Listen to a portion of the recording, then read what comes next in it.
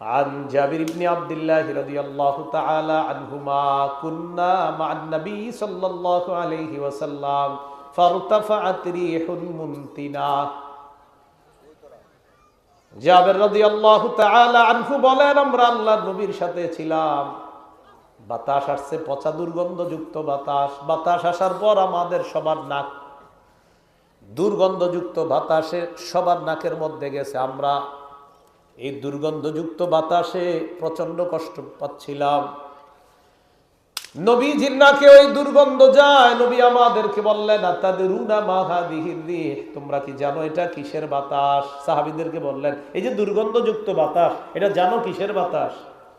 হাদিহি রিহুল্লাযীনা ইয়াগতাবুনাল মুমিনিনা, এটা তাদের বাতাস যারা মুমিনদের গীবত করে। এটা গীবতের অনেক ক্ষতি, এর মধ্যে নির্বাচিত 9টি ক্ষতির কথা আমরা মনে রাখবো। গীবতের 1 নম্বর ক্ষতি, গীবত করা কবরের আযাব হওয়ার কারণ। আমি যার গীবত করলাম, আমি তার হক নষ্ট করলাম, তার কাছে যদি আমি ক্ষমা না চাই, এর মানে আমি বান্দার হক মাফ না নিয়ে দুনিয়া থেকে বিদায় নিয়েছি, তাহলে কবরে আযাব শুরু হবে। আল্লাহ হেফাজত করেন। আপনাদের জন্য আমার পরামর্শ, আমি সহ সবাই আমরা কারো গীবত করে থাকলে, কারণ এই জীবন ক্ষণস্থায়ী, আমরা ক্ষমা চেয়ে নিব। চিরস্থায়ী জীবনের সুখের জন্য ক্ষণস্থায়ী জীবনে আমরা কারো গীবত করে থাকলে তার কাছে আমরা ক্ষমা চেয়ে নিব। ইবনে মাজাহ হাদিসের কিতাব 349 নম্বর হাদিস। এই হাদিসের বর্ণনাকারী সাহাবী আবু বকরা রাদিয়াল্লাহু তাআলা عن أبي بكرة رضي الله تعالى عنه مر رسول الله صلى الله عليه وسلم بقبرين। রাসূলুল্লাহ সাল্লাল্লাহু আলাইহি সাল্লাম দুটি কবরের পাশ দিয়ে অতিক্রম করলেন। فقال إنهما لا يعذبان। দুটি কবরের পাশ দিয়ে অতিক্রম করার সময় নবী বললেন, এই 2 কবরের মধ্যে আযাব হয়। ওয়ামা ইউআযাবানি ফি কাবীর, বড় কোনো অপরাধে তাদের কবরে আযাব হয় না। আম্মা আহাদুহুমা ফায়ুআযাবু ফিল বাউল, একজনের কবরে আযাব হয় প্রস্রাবের কারণে। এই ব্যক্তি দুনিয়াতে প্রস্রাবের ছিটা ফোঁটা অপবিত্রতা থেকে পবিত্রতা অর্জনের সতর্কতা অবলম্বন করত না, অথবা কানালা ইস্তাতিরু মিনাল বাউল, প্রস্রাব করার সময় একটু ঢেকে ঢুকে বসা দরকার, এরকম করত না, যার তার সামনে ছেড়ে দিত। 1 নাম্বার কবরে গজব হচ্ছে প্রস্রাবের কারণে। দ্বিতীয় কবর, ওয়া আম্মাল আখরু ফায়ুআযাবু ফিল গীবা, আরেক কবরে আযাব হয় গীবতের কারণে।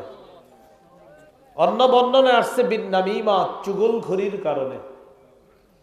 চুগলখড়ি কাকে বলে? আবু দাউদ শরীফের 4872 নম্বর হাদিসের বর্ণনা।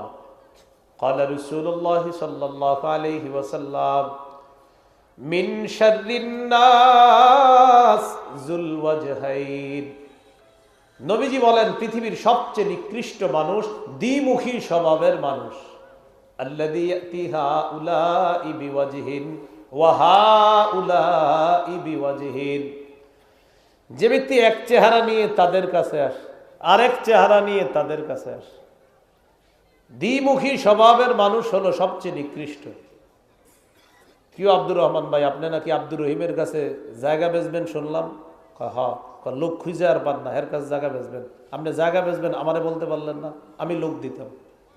এগুলো বইলে টইলে এর কাছ থেকে মোগলাই খাইছি, খায়া ঠাইয়া এবার আব্দুর রহিমের কাছে এসে আইসা আব্দুর রহিম ভাইরে বললাম, আপনি নাকি আব্দুর রহমানের কাছ থেকে জায়গা কিনবেন।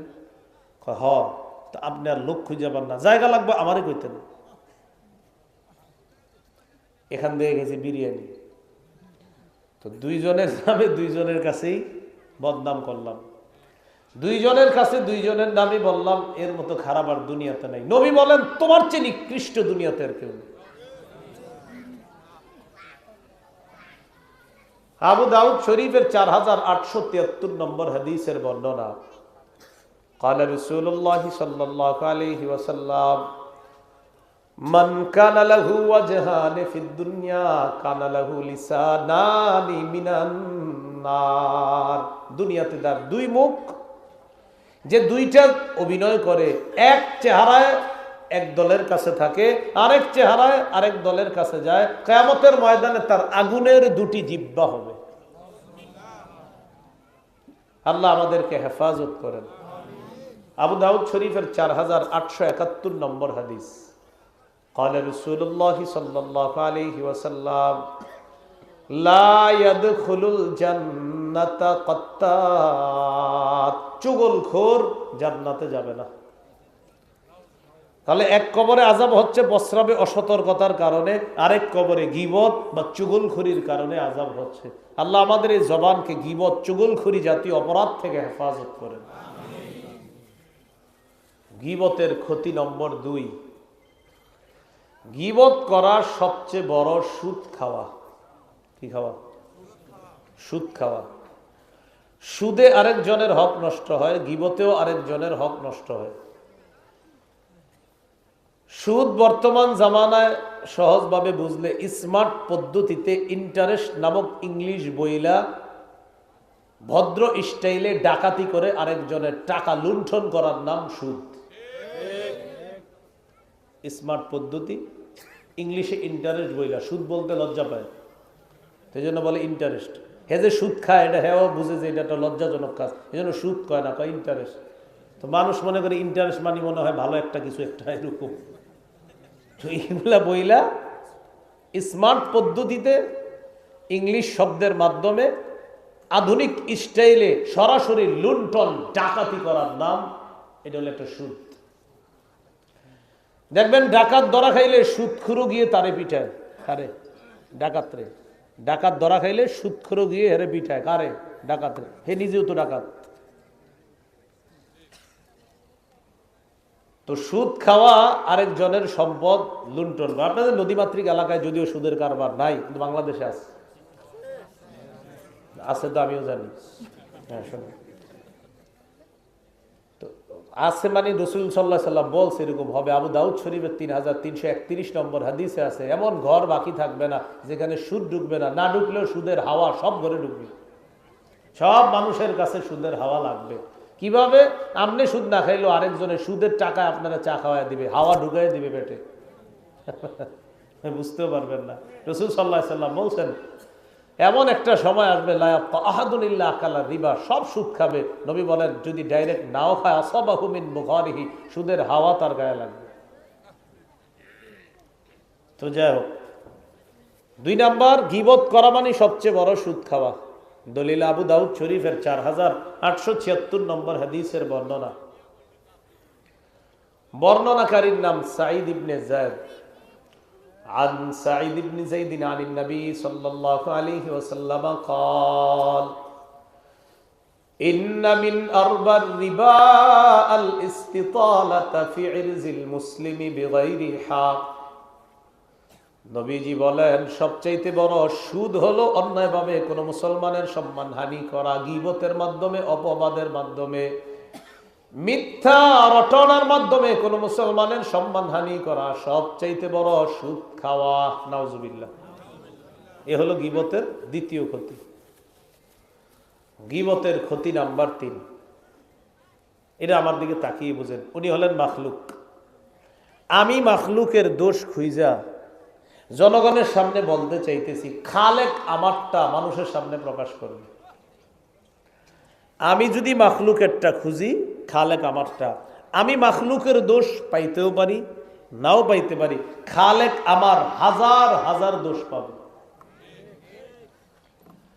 তাহলে আমি মাখলুকের পিছনে কেন লাগলাম? মাখলুকের দোষ যখনই আমি খুঁজবো, খালেক আমার হাজার হাজার দোষ আরেকজনের সামনে প্রকাশ করে, আমি যদি ঘর থেকে বের না হই, ঘরে রাইখা খালেক আমারে লাঞ্ছিত করবে। আবু দাউদ শরীফের 4880 নম্বর হাদিস। এই হাদিসের বর্ণনাকারী সাহাবীর নাম আবু বারজা আল আসলামী রাদিয়াল্লাহু তাআলা আনহু। عن أبي برزة الأسلمي رضي الله تعالى عنه قال قال رسول الله صلى الله عليه وسلم ইয়া মা'শারা মান আসলামা বিলিসানিহি ওয়া লাম ইয়াদখুলিল ঈমানু কলবাহু লা তাগতাবুল মুসলিমিন। হে ওই সমস্ত মুসলমান যারা মুখে ইসলাম গ্রহণ করেছো, অন্তরে যাদের এখনো ঈমান ঢুকে নাই, লা তাগতাবুল মুসলিমিনা, তোমরা মুসলমানদের গীবত করবা না। ওয়ালা তাত্তাবিউ আওরাতিহিম, তোমরা মুসলমানদের দোষ অনুসন্ধান করবা না। পরে কি কয় দেখেন, ফাইন্নাহু মান ইত্তাবা আওরাতিহিম ইয়াত্তাবিউল্লাহু আওরাতা, কেউ যদি মুসলমানের দোষ তালাশ করে আল্লাহ তারটা তালাশ করে। ওয়া ইয়াত্তাবিউল্লাহু আওরাতা, আল্লাহ যদি তার দোষ মানুষের সামনে প্রকাশ করে দেয়, ইয়াফযাহু ওয়ালাউ কানা ফি বাইতিহি, আল্লাহ তাকে তার ঘরে রাইখা হলেও লাঞ্ছিত করে ছাড়বে। ক্ষমা চেয়ে নেন। এখনো যদি আমরা কারো গীবত করি, যেটা শরীয়তে গীবত বলে, ক্ষমা চেয়ে নেওয়া দরকার। অপমান হতেই হবে, ঘর থেকে যদি বের না হন তাও অপমানিত হতে হবে। গীবতের 4 নাম্বার ক্ষতি, এই মেঘনা এলাকায় কারো গীবত করছেন, এখানে আপনার গীবতটা বাতাসের সাথে মিশে দূষিত দুর্গন্ধযুক্ত বাতাস অন্য মুমিনের নাকে যাবে আর ওই মুমিনকে কষ্ট দিবে। একটু লজ্জা করা দরকার যে আমার গীবত আরেক মুমিনকে কষ্ট দেয়। আমার গীবতে 1 নাম্বার যার গীবত করতেছি সেও কষ্ট পায়, আবার আমার গীবতের একটা পচা দুর্গন্ধ অন্য মুমিনের নাককে কষ্ট দেয়। এই যুগে আমরা বিভিন্ন গন্ধ পাওয়ার পরে বলি কি জানেন, সাপ মরা, বেজি মরা, কুকুর মরা। কিন্তু আমার আপনার জানাও নাই এরকম অনেক সময় আমাদের সামনে চলে যায়, যখন আমাদের নাকে পচা দুর্গন্ধ আসে, সেটা গীবতের দুর্গন্ধ, কিন্তু আমরা বুঝি না কেন, কারণ ওহী এখন আসে না। নবীর যুগে আল্লাহ নবীকে ওহীর মাধ্যমে জানায়া দিতেন, হাবিব এটা কিন্তু গীবতের দুর্গন্ধ। মুসনাদ আহমদ হাদিসের একটা কিতাব, প্রায় 40,000 প্লাস হাদিস আছে কিতাব। এই কিতাবের 14,784 নম্বর হাদিস। এই হাদিসের বর্ণনাকারী সাহাবী জাবির ইবনে আব্দুল্লাহ রাদিয়াল্লাহু তাআলা আনহুমা, তিনি বলেন, আন জাবির ইবনে আব্দুল্লাহ রাদিয়াল্লাহু তাআলা আনহুমা কুন্না মা'আন নবী সাল্লাল্লাহু আলাইহি ওয়াসাল্লাম ফারতাফাআত রিহুন মুনতিনা। জাবির রাদিয়াল্লাহু তাআলা আনহু বলেন, আমরা আল্লাহর নবীর সাথে ছিলাম, বাতাস আসছে, পচা দুর্গন্ধযুক্ত বাতাস। বাতাস আসার পর আমাদের সবার নাক দুর্গন্ধযুক্ত বাতাসে সবার নাকের মধ্যে গেছে। আমরা এই দুর্গন্ধযুক্ত বাতাসে প্রচন্ড কষ্ট পাচ্ছিলাম। নবীজির নাকে ওই দুর্গন্ধ যায়। নবী আমাদেরকে বললেন, আতাদরুনা মা হাযিহির রিহ, তোমরা কি জানো এটা কিসের বাতাস? সাহাবীদেরকে বললেন, এই যে দুর্গন্ধযুক্ত বাতাস, এটা জানো কিসের বাতাস? হাযিহি রিহুল্লাযীনা ইয়াগতাবুনাল মুমিনিনা, এটা তাদের বাতাস যারা মুমিনদের গীবত করে। এটা তাদের বাতাস যারা মুমিনদের গীবত করে। কোথাও গীবত হচ্ছে তো ওই বাতাস আমাদের নাকে আসছে, আমাদেরকে কষ্ট দিচ্ছে। কষ্ট দেওয়া যাবে না মুসলমানদেরকে। সূরা আহজাবের 58 নম্বর আয়াতে আল্লাহ বলেছেন, ওয়াল্লাযীনা ইউযুনাল মুমিনিনা ওয়াল মুমিনাতি বিগাইরি মাকতাসাবু ফাকাদ ইহতামালু বুহতানাও ওয়া ইসমাম মুবিনা, যারা অযথা মুমিন নারী পুরুষকে কষ্ট দেয় তারা প্রকাশ্য পাপের বোঝা বহন করে। এটা নিয়ে কবরে যেতে হবে। তিরমিজি শরীফের 2032 নম্বর হাদিসে রাসূলুল্লাহ সাল্লাল্লাহু আলাইহি সাল্লাম বলেন, লা তুযুল মুসলিমিনা, শোনো তোমরা মুসলমানদেরকে কষ্ট দিও না। তাহলে গীবত করলে যার গীবত করছি সেও কষ্ট পায়, আবার আমার গীবতের দুর্গন্ধ আরেকজনকে কষ্ট দেয়। এগুলো 4 নম্বর। ওদেরকে বসায় দেন, দুষ্টামি করো না তোমরা। হ্যাঁ আচ্ছা যাক, ঠিক আছে, এদিক দেখান। হ্যাঁ 5 নাম্বার দেখেন, যে ব্যক্তি গীবত করে সে মারা যাওয়ার পর, আমার আঙ্গুলের উপর এগুলা কি নখ, এগুলা কি নখ। নখ যে গীবত করে সে মারা যাওয়ার পর তার আঙ্গুলের নখগুলা হবে তামার। তামার, এই তামার নখ দিয়ে তার চেহারা আর বুক খামচাইতে থাকবে কিয়ামত পর্যন্ত। হাতে পায়ে ধরে বলি, গীবত করেন না অযথা। আবু দাউদ শরীফের বর্ণনা 4878 নম্বর হাদিস। হাদিসের বর্ণনাকারী আনাস ইবনু মালিক রাদিয়াল্লাহু তাআলা। এই আনাস রাদিয়াল্লাহু তাআলা নবীজির 10 বছর খেদমত করছে। عن أنس بن مالك رضي الله تعالى عنه قال قال رسول الله صلى الله عليه وسلم নবীজি বলেন লাম্মা উরিজা বি মিরাজের রাতে যখন আমাকে নিয়ে যাওয়া হয় মারারতু বিকওমিন লাহুম আসফারুম মিন নুহাস, এমন একদল মানুষের পাশ দিয়ে অতিক্রম করলাম যাদের আঙ্গুলের নখের দিকে তাকায় দেখলাম নখগুলা তামার। ইয়াখমিশুনা উজুহাহুম ওয়া সুদুরহুম, এই মানুষগুলা তামার নখ দিয়ে তাদের চেহারা আর তাদের বুক তারা খামচায়। নবীজি বলেন মেরাজে গেলাম, একদল মানুষের পাশ দিয়ে অতিক্রম করলাম, তাদের আঙ্গুলের নখগুলা দেখলাম তামার। আসফারুম মিন নুহাস মানে তামার নখ, ইয়াখমিশুনা মানে খামচানো, ইয়াখমিশুনা তারা খামচায়, উজুহাহুম তাদের চেহারা, ওয়া সুদুরহুম তাদের বুক। আমি বললাম জিবরিল মান হাউলা, এরা কারা? জিবরিল আমিন জবাব দেয় হাউলা ইল্লাযিনা কুলুনা লুহুমান নাস, হুজুর এরা তারা যারা দুনিয়াতে মানুষের গোশত খাইত, যারা দুনিয়াতে মানুষের গোশত খাইতো মানে গীবত করত। ওয়ায়াকুনা ফি আরাদিহিম, আর যারা মানুষকে সম্মানহানি করত, অন্যের সামনে মানুষকে অপমান করত। মুসলমানদেরকে অপমানও করা যাবে না। তিরমিজির 2032 নম্বর হাদিসে রাসূল সাল্লাল্লাহু আলাইহি সাল্লাম বলেন ওয়ালা তুআইয়িরুহুম, আমার কোন উম্মতকে আরেকজনের সামনে অপমান করবা না। তাহলে 5 নাম্বার গীবত করা মানে হলো তামার নখ হওয়া, ওই তামার নখ দিয়ে চেহারা আর বুক খামচানো। আল্লাহ আমাদেরকে এই ভয়ঙ্কর অপরাধ থেকে হেফাজত করেন, আল্লাহ হেফাজত করেন। 6 নম্বর গীবত করা মানে হলো পেটে আগুন ঢুকানো। পেটে কি ঢুকানো? আমার দিকে তাকান, আমি ভাত খাইতেছি, দেখেন এই যে ভাতের লোকমা মুখের কাছে নিয়ে পাশের একজনে বলতেছি কি অবস্থা, উত্তর পাড়ার আব্দুর রহমানের কি খবর? এ তো বদের আড্ডি, আর ভালো মানুষ নাকি? এইগুলো এরকম মানুষ দুনিয়াতে না থাকলে কি হয়? বিসমিল্লাহির রহমানির রহিম, এটা বইলা খাবার খাইছি। এর আগে একজনের একদম 14 গোষ্ঠী উদ্ধার করছে। এই যে একজনের ব্যাপারে বললাম বইলা 1 লোকমা খাবার খাইলাম, 1 লোকমা খাবার খাইলেন, মনে রাখেন পেটে আগুন ঢুকাইলেন। আগুন আগুন আগুন, সত্যি আগুন। আবু দাউদ শরীফের 4881 নম্বর হাদিস। قال رسول الله صلى الله عليه وسلم من أكل برجل مسلم أكلة فإن الله يطعمه مثلها من جهنم, কোন ব্যক্তি যদি মুসলমানের অযথা গীবত করে, কোন মুসলমানের অযথা সম্মানহানি করে, খাবার খাইতে খাইতে 1 লোকমা খাবার খাইলেন আর মুসলমানের গীবত করলেন, নবী বলেন আল্লাহ তাকে ওই পরিমাণ আগুন জাহান্নামে তার পেটের মধ্যে ঢুকায়া দিবে, তারে খাওয়ায়া দিবে ওই পরিমাণ আগুন। খাও, গীবত করছো। 7 নাম্বার গীবত করা মানে মরা গাধার গোশত খাওয়ার চেয়ে বড় অপরাধ করা। মরা গাধার গোশত খাওয়ার চেয়ে বড় অপরাধ করা।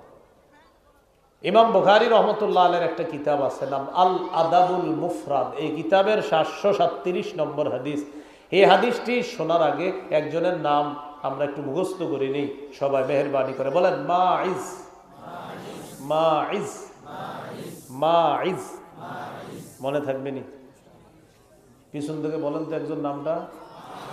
মাশাআল্লাহ, আচ্ছা ঠিক আছে। হাদিসের বর্ণনাকারী আবু হুরায়রা রাদিয়াল্লাহু তাআলা তিনি বলেন জাআ মাইজ ইবনে মালিক আল আসলামি ইলা রাসূলিল্লাহ সাল্লাল্লাহু আলাইহি ওয়াসাল্লাম। মাইজ ইবনে মালিক আল আসলামি আল্লাহর রাসূলের কাছে আসলেন, আসার পর বললেন ইন্নী ক্বাদ জানাইতু ইয়া রাসূলুল্লাহ ফাকিম আলাইয়াল হাদ্দা। ইয়া রাসূলুল্লাহ, আমি ব্যভিচার করেছি, আমাকে আপনি শাস্তি দেন, জিনার শাস্তি আমার উপর আপনি প্রয়োগ করেন। হুজুর আমি ব্যভিচার করেছি, আমাকে শাস্তি দেন। ফারাদ্দাহু রাসূলুল্লাহ সাল্লাল্লাহু আলাইহি ওয়াসাল্লাম, নবী তাকে ফিরাইয়া দিলেন, যাও আন্দাজি তুমি এগুলা করো নাই। মায়েজ আবার আল্লাহ নবীর কাছে আসছে, আসার পর বলে ইন্নী কাদ জানাইতু ফাতিমা আলাইহাল হাদ্দা, আমি ব্যভিচার করেছি, আমাকে আপনি জিনার শাস্তি দেন। ফারাদ্দাহু রাসূলুল্লাহ সাল্লাল্লাহু আলাইহি ওয়াসাল্লাম ফিস সানিয়া, দ্বিতীয়বার আল্লাহ নবী আবার তাকে ফিরিয়ে দিস। মায়েজ আবার আল্লাহ নবীর কাছে আসছে, আসার পর বলে ইয়া রাসূলুল্লাহ ইন্নী কাদ জানাইতু ফাতিমা আলাইহাল হাদ্দা, আমি ব্যভিচার করেছি, আমাকে আপনি শাস্তি দেন। কয়বার হলো? তিনবার হওয়ার পর নবী তারে ফিরে দিছে। এলাকায় খোঁজ নিছে, দেখো তো তার মাথায় কোনো সমস্যা আছে কিনা। একজন পাঠায় খোঁজ নিছে। তিনবার হওয়ার পর চতুর্থবার আবার আসছে মায়েজ। আয়েশা কয় হুজুর আমার বিচার করেন, আমি ব্যভিচার করেছি, বিচার করেন আমার। জিনার সাক্ষী হলো 4 জন, ওই ব্যক্তির স্বীকারোক্তি হয়ে গিয়েছে 4 বার। ফারাজামাহুন নবী সাল্লাল্লাহু আলাইহি ওয়াসাল্লাম ফির রাবিআ, নবীজি তাকে চতুর্থবার পাথর মারার ব্যবস্থা করলেন। মায়েজকে পাথর মারার পর মায়েজকে জিনার শাস্তি স্বরূপ পাথর মেরে তাকে হত্যা করা হয়। মায়েজের লাশ পড়ে আছে। ফামাররা বিহি রাসূলুল্লাহ সাল্লাল্লাহু আলাইহি ওয়াসাল্লাম, মায়েজের লাশের পাশ দিয়ে আল্লাহ নবী অতিক্রম করলেন। ওমাহু নাফারুম মিন আসহাবিহি, একদল সাহাবী আল্লাহ নবীর সাথে আছে। মায়েজের লাশের পাশ দিয়ে নবী অতিক্রম করলেন, আর একদল সাহাবীও নবীজির সাথে আছে। ফাকাল রাজুলান মিনহুম, সাহাবীদের মধ্যে 2 জন বললেন ইন্না হাদাল খাইনা আতা রাসূলুল্লাহ সাল্লাল্লাহু আলাইহি ওয়াসাল্লাম। সাহাবীদের মধ্যে 2 জন বললেন এই গাদ্দার। কি বলছে? কার ব্যাপারে? ওই মায়েজ, এই খেয়ানতকারী, এই গাদ্দার। আতা রাসূলুল্লাহ সাল্লাল্লাহু আলাইহি ওয়াসাল্লাম মিরারা কুল্লু যালিকা ইয়ারুদ্দুহু, এই গাদ্দার নবীর কাছে বারবার আসছে, নবী তাকে ফিরিয়ে দিছে 3 বার, চতুর্থবার আবার আসছে, নবী তাকে হত্যা করছে, পাথর মেরে হত্যার আদেশ দিয়েছে নবী। কুতিলা কামা ইউকতালুল কালবু, তাকে কুকুরের মতো হত্যা করা হয়েছে। একদম ঠিক আছে, বুঝাইতে চাইছে 2 সাহাবী এমন কথা যে তাকে কুকুরের মতো হত্যা করা হয়েছে, ঠিকই আছে। নাউজুবিল্লাহ পড়ে। তাহলে বিষয়টি আবার বুঝি আমরা। মায়েজের লাশ পড়া, নবীজি লাশের পাশ দিয়ে গেলেন, একদল সাহাবী গেলেন। সাহাবীদের মধ্যে 2 জন বললেন এই খেয়ানতকারী রসুলের কাছে বারবার আসছে, নবী তাকে ফিরিয়ে দিয়েছে, চতুর্থবার আসার পর তাকে পাথর মেরে হত্যা করা হয়েছে। একদম ঠিক আছে, কুকুরের মতো তাকে হত্যা করা হয়েছে। এই কথাটা নবীর মোটেই পছন্দ হয় নাই। ফাসাকাতা আনহুমুন নবী সাল্লাল্লাহু আলাইহি ওয়াসাল্লাম, আল্লাহ নবী চুপ রইলেন। নবী সামনে যায়, সাহাবীরা যায়, ওই 2 সাহাবী আল্লাহ নবীর সাথে যায়। ফামাররা বিজিফাতি হিমার, একটা মরা গাধার পাশ দিয়ে অতিক্রম করলেন। মরা গাধা, মরা গাধার পাশ দিয়ে যাওয়ার সময় আল্লাহ নবী বললেন ওই 2 সাহাবী যারা মায়েজকে বলছে কুকুরের মতো হত্যা করা হয়েছে, ওই 2 জনকে বললেন কুলা মিন হাযা, তোমরা 2 জন এই মরা গাধার গোশত খাও। ওই 2 জনকে বললেন তোমরা 2 জন এই মরা গাধার গোশত খাও। তো তারা কিছুই বুঝতে পারতেছে না। নবীজিরে বললেন আমিন জিফাতি হিমারিন ইয়া রাসূলুল্লাহ, হুজুর মরা গাধার গোশত খাবো? নবীজি বললেন হ্যাঁ খাও। আল্লাযী নিলতুমা মিন ইরজি আখিকুমা আনিফান আকসার, এই মাত্র তোমরা তোমাদের ভাইয়ের ব্যাপারে যে সমালোচনাটা করলা, এটা মরা গাধার গোশত খাওয়ার চাইতে বড় অপরাধ ছিল। ওইটা করতেই তোমাদের কোনো সমস্যা হয় নাই, তো বড়টা করছো, কোনো সমস্যা হয় নাই। মরা গাধার গোশত খাওয়া হারাম, হ্যাঁ এর চেয়ে বড় হারাম যেটা, ওটাই দেখি তোমরা কিভাবে সহজে করে ফেললা। তো এর চেয়ে ছোট যেটা, ওটাও খাও, খাও খাও, সমস্যা নাই, খাও। ধমক দিলেন, মানে তুমি যদি মরা গাধার গোশত খাইতা এটাও হারাম, নাকি এর চেয়ে বড় হারাম কাজ করছো। মায়েজের ব্যাপারে তোমরা 2 জন যেটা বলছো, তোমরা 2 জন যে মায়েজের ব্যাপারে বললা তাকে কুকুরের মতো হত্যা করা হয়েছে, জানো তোমরা সে এখন কোথায়? আমি ওহির মাধ্যমে জানতে পারলাম ইন্নাহু ফি নাহরিন মিন আনহারিল জান্নাতি ইয়াতাগাম্মাস, এই মুহূর্তে সে জান্নাতের নদীতে সাঁতার কাটতেছে। এই জন্য অযথা কারো ব্যাপারে সমালোচনা করার আগে আপনি চিন্তা করবেন, আমি যার ব্যাপারে করতেছি সে যদি জান্নাতি হয়। হ্যাঁ, আল্লাহ আমাদেরকে কথাগুলা বোঝার তৌফিক দান করেন। গীবতের ৮ নম্বর ক্ষতি, গীবত করা মানে মানুষের গোশত খাওয়া। আগেরটা গেল মরা গাদার গোশত খাওয়ার চেয়ে বড় অপরাধ করা। ৮ নম্বর, গীবত করা মানে মানুষের গোশত খাওয়া। কার গোশত খাওয়া? আপনাদেরকে এখন একটি হাদিস শোনাবো, অবাক হবেন, আশ্চর্য হবেন। বাকি অবাক আর আশ্চর্য যাই হন, শেষে শিক্ষা নেওয়ার চেষ্টা করব সবাই ইনশাআল্লাহ।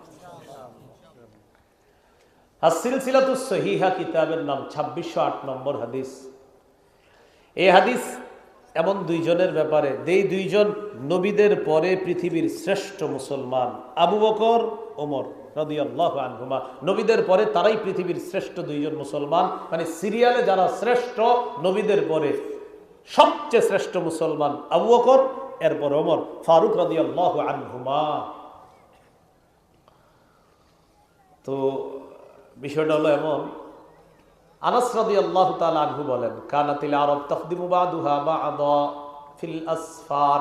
আরবদের স্বভাব ছিল তারা সফরে গেলে একজন আরেকজনের খেদমত করত। হজে যারা গিয়েছেন তারা জানেন, ওমরা যারা গিয়েছেন তারা জানেন।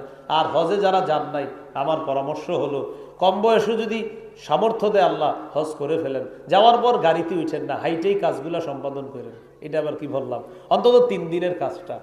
বিশেষ করে আরাফা থেকে মুজদালিফা বা এই জাতে যে হাঁটার জায়গাগুলো আছে, আপনি হাঁটতে পারেন একদম সোজা, কাউকে জিজ্ঞাসা করতে হবে না, সোজা হাঁটতে থাকবেন। আরাফা থেকে শুরু করবেন হাঁটা, মুজদালিফা গিয়ে বুঝবেন, কারো জিজ্ঞাসা করতে হবে না ডানে না বামে, সোজা। সেখান থেকে আবার পরের দিন শয়তানকে পাথর মারতে যাবেন, এটাও সোজা। সেখান থেকে আবার আপনি ওইদিকে যাবেন, যায় আবার আসবেন মিনায়, পুরা টোটাল কাজটা পুরা সোজা। আমি কেন বললাম হাইটা সফর করবেন একটু, ওখানে কম বয়সে গেলে। মুরব্বীরা ঠিক আছে যায়, গাড়ি দিয়ে তাদেরকে নিয়ে যাওয়া হয়, ঠিক আছে, সমস্যা না। তো আমার পরামর্শ হলো আপনারা গেলে হাইটা চেষ্টা করবেন। আমিও আলহামদুলিল্লাহ গতবারও গিয়েছি, 8.5 কিলো আপনার আরাফা থেকে মুজদালিফা হাইটা, সেখান থেকে আবার আপনার মিনা, সেটাও হাইটা, সেখান থেকে আবার রিটার্ন। আলহামদুলিল্লাহ পুরা কাজগুলো হাইটা করছে। বাকি আপনি যে একা হাঁটতেছেন এমন না, লাখ লাখ মানুষ পাবেন হাঁটতেছে, সমস্যা নেই। মিশরি একজন মুরব্বী হাঁটতেছে, তো এই মিশরের মুরব্বী, আমি ওনারে জিজ্ঞাসা করলাম, ইলাইনা আপনি কোথায় যাচ্ছেন? তো উনি বললেন ইলাল মুজদালিফা, মুজদালিফা যাচ্ছি। তো আমি বললাম মাশিয়ান, হেঁটে হেঁটে যাবেন? কয় লা শাক্কা ফিহি, কোনো সন্দেহ নাই, আমি তো হেঁটে হেঁটে যাব। আমি বললাম কাম উমরুক, আপনার বয়স কত? কয় 70 বছর। উনি হেঁটে হেঁটেই মুজদালিফায় যাবে, এবং উনি মাশাআল্লাহ খুব সুন্দর, ওনার কোনো আক্ষেপ নাই, দুঃখ নাই, মনে হচ্ছে উনি আল্লাহ প্রদত্ত শক্তি দিয়ে হাঁটতেছে। তো যাই হোক, ওখানে আপনি যখন হাইটা সফর করবেন তখন আরবদের খেদমত দেখবেন, কারে কয় খেদমত, বিশেষ করে ওই 3 দিন।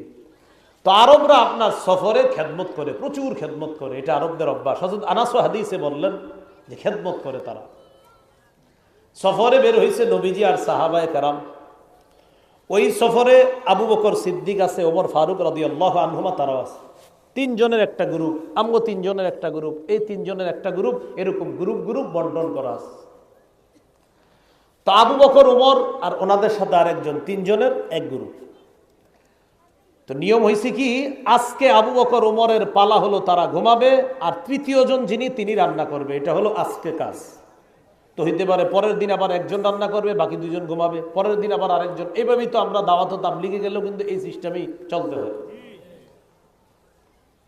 তো আজকে আবু বকর ওমর ঘুমাইছে না, মা তারা 2 জন ঘুমাইছে। রান্না করবে কে? খাদেম সাহেব, যিনি ঘটনা চক্রে খাদেম সাহেবও ঘুমাই গেছে। ফানামা, আবু বকর ওমর ঘুমিয়েছে। খুব মন দিয়ে শোনেন বিষয়টা। ঘুম থেকে ফাস্তাই কজা, জাগ্রত হয়েছে। হওয়ার পর দেখে খানা খাবে। কি খানা খাবে? তাকায় দেখে খাদেম সাহেব ঘুমায়। ফালাম ইউহাই লাহুমা তাআমা, খাদেম সাহেব খাবার প্রস্তুত করে নাই। তো খাদেম সাহেব যখন খাবার প্রস্তুত করে নাই, আবু বকর ওমর একজন আরেকজনকে বলতেছে, ইন্না হাযা লাইওয়াইমু নাওমা বাইতিকুম, কই লোক বাড়িতে যেমনে ঘুমায় সফরেও তেমনি ঘুমায়। মানে বাড়িতে অলস, সফরে অলস। লোকটা বাড়িতে যেমনি ঘুমায়, সফরে এমনি ঘুমায়। উদ্দেশ্য বাড়িতে অলস, সফরে অলস। সফরে এরকম অলস থাকলে হয় নাকি খাবার টাবার রান্না না কইরা ঘুমাইতেছে? এটা কে বললেন? আবু বকর। কে কাকে বলছে এরকম না, হাদিসে আসছে ফাকালা আহাদুহুমা লি সাহিবিহি। আবু বকর ওমরের একজন আরেকজনকে বলছে। তাহলে একটু দৃশ্যটা কল্পনা আনেন। আবু বকর ওমর জাগ্রত, খাদেম ঘুমায়, একজন আরেকজনে বলতেছে কেমনে ঘুমায়? বাড়িতে যেমনি ঘুমায়, সফরে এমনি ঘুমায়। মানে বাড়িতে অলস, সফরে অলস। কোনো দায়িত্ব জ্ঞান বলতে কিছু নাই, খাবার রান্না করে নাই। বিষয়টা হলো মূল ভাব, বক্তব্যগুলো এমন। ফাই কজা, খাদেম সাহেবকে জাগ্রত করছে। জাগ্রত করার পর আবু বকর ওমর বললেন, ইতি রাসূলুল্লাহি সাল্লাল্লাহু আলাইহি সাল্লাম, তুমি নবীজির কাছে যাও। ফাকুল, গিয়ে বলবা, ইন্না আবা বকরিন ওয়া উমর ইউকরিআনিকাস সালাম। নবীকে গিয়ে বলবা আবু বকর ওমর আপনাকে সালাম দিয়েছে। ওয়া হুমা ইয়াস্তাদিমানিকা, তারা দুইজন আপনার কাছে তরকারি চাইছে। তরকারি কি চাইছে? কেন তরকারি চাইছে? খাদেম তো রান্ধে নেই। খাদেম সাহেব নবীজির কাছে গেছে, আসসালামু আলাইকুম হুজুর, আবু বকর ওমর আপনাকে সালাম দিয়েছে, ওহুমা ইয়াস্তাদিমানিকা, আর আপনার কাছে তরকারি চাইছে। রাসূলুল্লাহ সাল্লাল্লাহু আলাইহি সাল্লাম বললেন, তুমি আবু বকর ওমরের কাছে যাও, গিয়ে আমার সালাম দিবা। সালাম দিয়ে বলবা কদি ইতাদামা, আবু বকর ওমর তরকারি খেয়ে ফেলছে। কি হইল বিষয়টা? খাদেম গিয়েছে আবু বকর ওমর রাদিয়াল্লাহু আনহুমার কাছে, গিয়ে বললেন, নবীজির কাছে আপনাদের দুইজনের সালাম দিছি, আর বলছি আপনারা তরকারি চেয়েছেন। নবী পাল্টা আবার আমারে আপনাদের কাছে পাঠাইছে, সালাম দিয়েছে, আর বলছে আপনারা দুইজন নাকি তরকারি খেয়ে ফেলছে। আবু বকর ওমর রাদিয়াল্লাহু আনহুমা, হাদিসে আসছে ফাফাজিআ, দুজন ভয় পেয়ে গেছে। কেন ভয় পেয়েছে? খায় নাই, ওনারা তো আসলে তরকারি খায় নাই। তো ভয় পেয়েছে এই কারণে যে নবী মুখ দিয়ে বলছে তরকারি খেয়েছি, তার মানে কোনো রহস্য আছে। আর নবীর মুখ দিয়ে তো কখনো অনর্থক কিছু বের হয় না, কারণ নবী এক হাদিসে বলছে, শোনো, এই মুখ থেকে যা বের হয় সব সত্য কথা। নবীজি বলছে এক হাদিস। তো ফাজা ইলা রাসূলিল্লাহ সাল্লাল্লাহু আলাইহি সাল্লাম, আবু বকর ওমর রাদিয়াল্লাহু আনহুমা নবীজির কাছে আসছে। আসার পর বললেন, আসসালামু আলাইকুম হুজুর, আপনার কাছে খাদেম পাঠাইছিলাম, খাদেম সাহেব তো রান্না করে নাই, তো বলছিলাম তরকারি দিতে, আপনি বলছেন আমরা দুজন তরকারি খেয়ে ফেলছি। হুজুর, আমাদের তো মনে হচ্ছে আমরা খাই নাই, কিন্তু যখন আপনি বলছেন খেয়েছি, তার মানে নিশ্চয় কোনো কারণ আছে। শুধু জানতে আসছি কিভাবে খাইলাম, এটা যদি একটু জানতাম। নবীজি বললেন, খাদেম যখন ঘুমাইছে, একজন আরেকজনকে কি বলছো সব আল্লাহ জানায় দিছে। হ্যাঁ, কি বলছিলা? অলস, বাড়িতে যেমনি ঘুমায়, সফরে এমনি ঘুমায়, মানে তুমি খাবার রান্না করে নাই তো। ইন্নী আরা লাহমাহু বাইনা আনয়াবিকুমা, তোমাদের দাঁতে আমি তার গোশত লেগে থাকতে দেখতেছি। এই যে তোমাদের দাঁতে তার গোশত আমি দেখতেছি। তোমরা যা বলছো, বলার কারণে ওর গোশত তোমরা খেয়ে ফেলছো, এই জন্য বলছি তরকারি খাইছো। আবু বকর ওমর রাদিয়াল্লাহু আনহুমা বললেন, ইস্তাগফির লানা, হুজুর আমাদের জন্য ক্ষমা চান। নবীজি বললেন, না, ফাল্লাস্তাগফির লাকুমা, খাদেম যেন তোমাদের জন্য আল্লাহর কাছে ক্ষমা চায়, সে যদি মাফ করে দেয় আল্লাহ মাফ করে। তাহলে কি শিখলাম? ৮ নাম্বার, কারো ব্যাপারে অযথা সমালোচনা করা মানে মানুষের গোশত খাওয়া। তো সাহাবায়ে কেরাম তো তাদের কোনো বিষয় ধরা পড়লে নবী সাথে সাথে শুধরাই দিতেন, আর তারা নিজেদেরকে শুধরে নিতেন। তো আমাদের অভ্যাস তো এমন না। আজকে ওয়াজ করে গেছি না, কালকে সকালে হয়তো আমার ওয়াজ দিয়েই গীবত শুরু হইতে পারে, যে হুজুর যে কথাটা বললো ঠিক আছে, তো তোমার এই জিনিসটা এটা কি গীবত? মানে আপনার একটা গীবত করে করবো, এটা কি গীবত? মানে আগামীকাল অ্যাকশনটা এরকম হইতে পারে অনেকের, হুজুর গীবতের আলোচনা করছে ঠিক আছে, আচ্ছা তোমার যে বিষয়টা আমি বলছি এটারে কি গীবত কয়? কিন্তু আবারও গীবত করছে।